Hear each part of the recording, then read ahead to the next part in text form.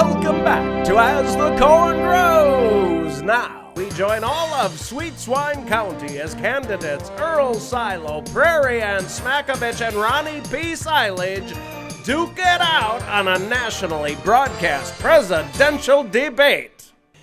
Good evening and welcome to the first Sweet Swine County presidential debate.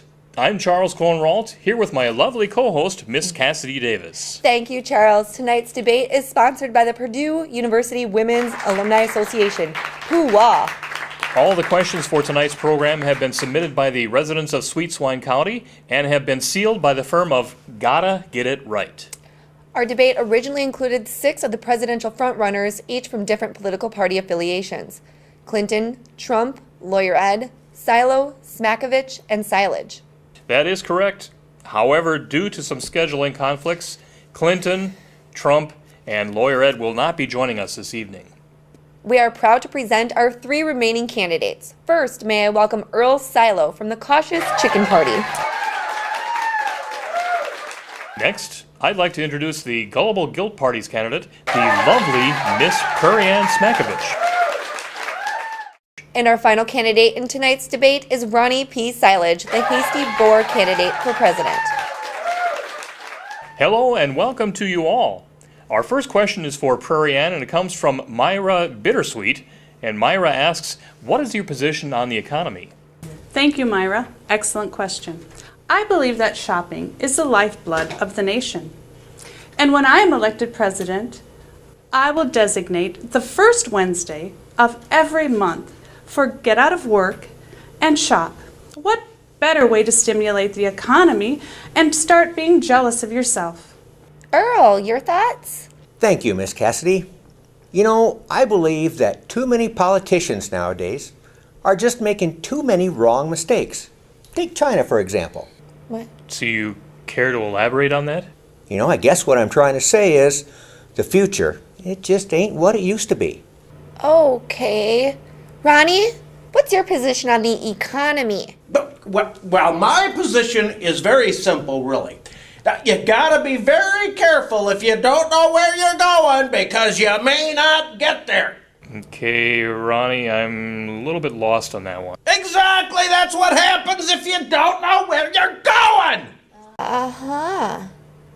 Our next question is for Mr. Silo and submitted to us by Andy Swinehouse. Andy asks, what is your position on getting the people out to vote? Excellent question, and thank you, Andy.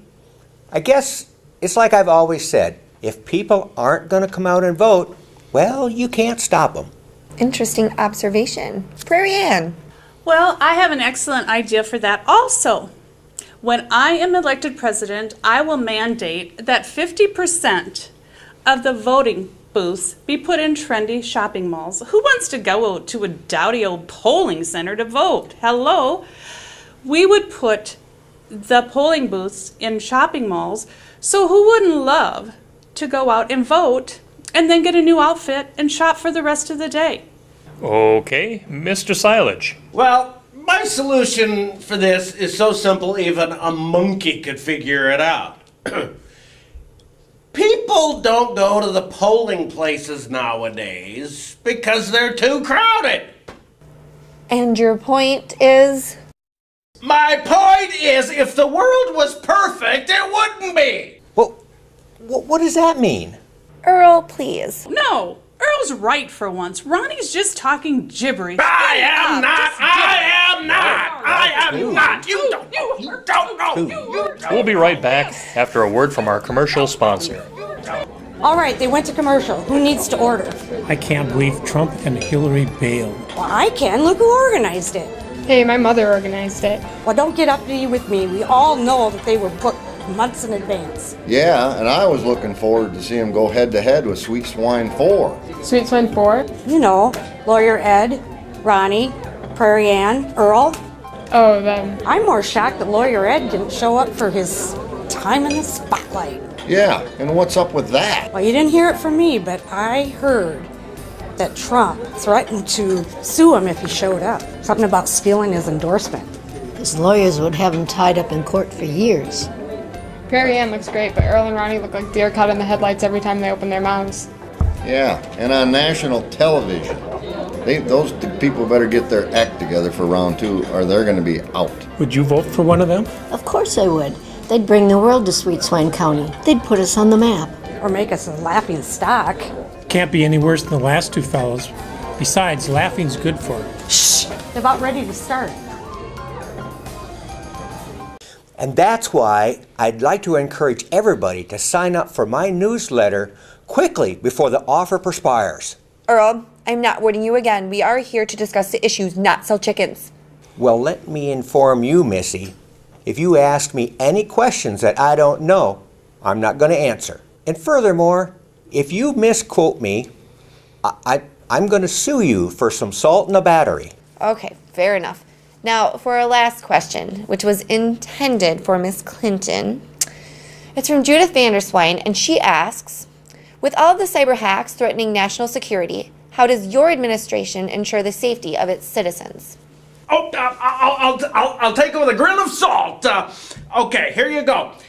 I never answer anonymous letters, and I urge the nation not to as well. But they're anonymous. Exactly. If you don't put it out there, you can't have it taken away. Put what out there? It! It? It!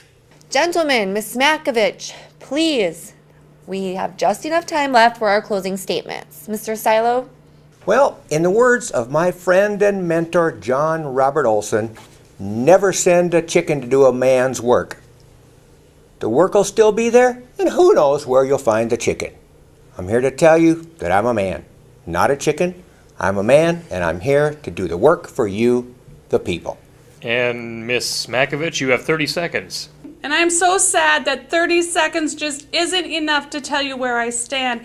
But I will tell you that I will be your beacon of hope in these troubled times. And under my leadership, I will make America jealous of itself again.